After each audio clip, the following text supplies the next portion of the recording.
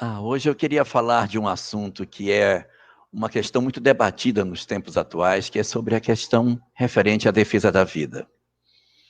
Como todos nós sabemos, a doutrina espírita, ela é uma doutrina extremamente ligada à questão da importância da vida, e isso já está expresso na obra básica, fundamentalmente na questão 880, que fala do direito fundamental do homem, como o direito de viver.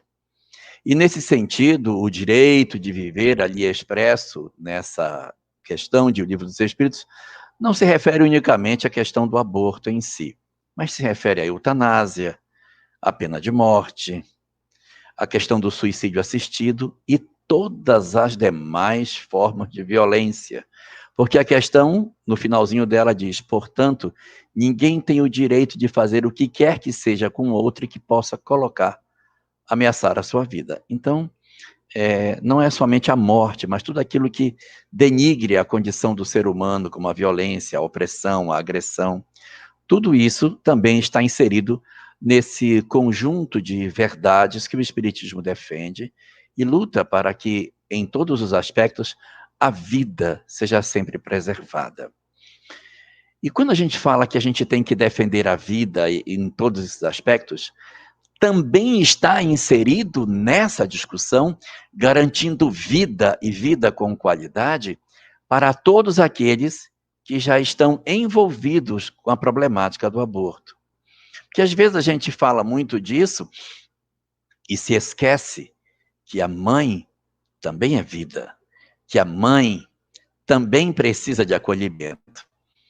E às vezes o discurso de defesa da vida acaba esquecendo de acolher a mulher que produziu esse tipo de ato.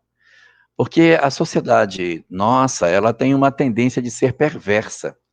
E aí ela empurra, de certa maneira, a mulher como se ela fosse um ser cruel. E se esquece que muitas vezes o companheiro pode ser o elemento que a empurrou a essa tomada de decisão.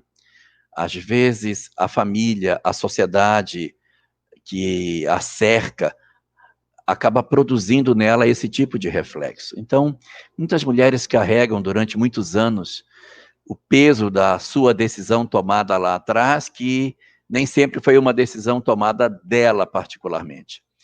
Quando essa decisão é tomada pelo próprio indivíduo, independente das contribuições que outras pessoas possam tomar, no sentido de influenciá-la a fazer a interrupção da gravidez, mesmo nessas condições em que ela sozinha decide, nós temos que observar que muitas vezes essa mulher que decidiu isso, ela já mudou.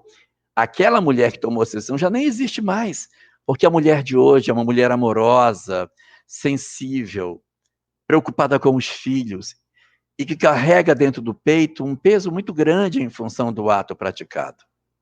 De outras vezes, não.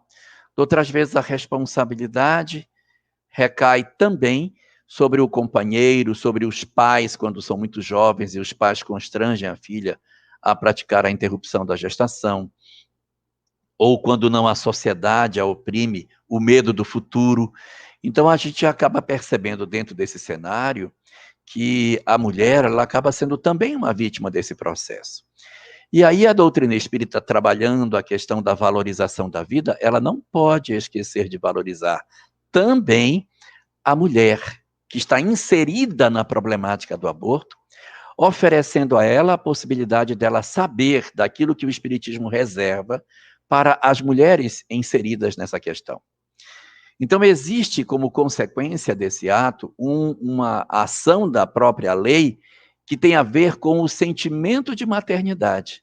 Quando esse sentimento de maternidade já brotou, ela já mudou, ela reconsiderou valores, a lei vai alcançá-la no sentido de quê? De corrigir se tiver algo na maternidade para ser corrigido.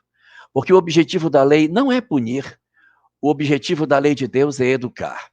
Então, se alguém cometeu um determinado ato na adolescência e ao longo da sua vida ela já refez isso e ela não seria mais capaz de cometer o mesmo ato, eu não posso dizer que essa pessoa adulta é a mesma da adolescência lá atrás. A gente precisa promover um processo de auto-perdão para que a gente faça as pazes com o nosso passado, para que a gente se reencontre conosco mesmo e possamos fazer o processo de acolhimento do nosso eu ferido e, assim, fazermos uma nova etapa da nossa história, aceitando quem nós fomos, mas que nós não somos mais nos tempos atuais. Se nós não fizermos esse processo de auto-perdão e de autoacolhimento, o passado viverá no nosso presente. E isso não tem nada a ver com a proposta que o Espiritismo traz. O objetivo é mudar, experimentar para mudar e ser melhor.